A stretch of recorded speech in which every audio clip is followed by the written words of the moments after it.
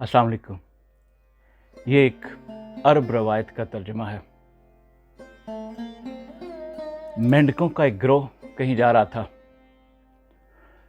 उनमें से दो मेंढक के गहरे गड्ढे में जा गिरते हैं।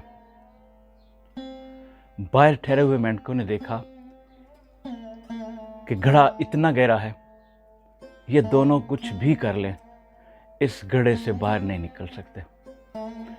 ये किसी भी मेंढक की जंप लगाने की इस्तिताअत से ज़्यादा गहराई है। अब ऊपर वाले मेंढकों ने कहना शुरू किया कि हाय अफसोस, तुम इस गड्ढे से अब निकल नहीं पाओगे।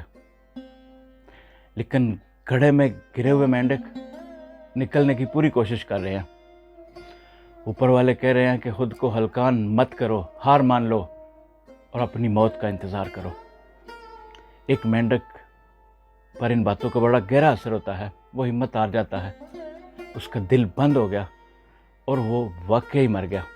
लेकिन दूसरा मेंढक जगह बदल बदल कर कोशिश कर रहा है और उसकी कोशिशों में लम्हा ब लम्हा शिद्दत आती जा रही है और वो एक ऐसा जंप लगाता है कि गड्ढे से बाहर आ गिरता है।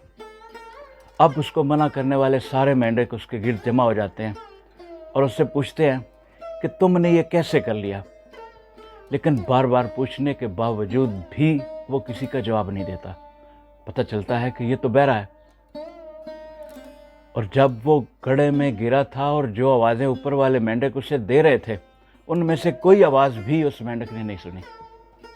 लोगों की बातें, लोगों के ताने इंसान को बददिल और बुज़दिल बना देते हैं।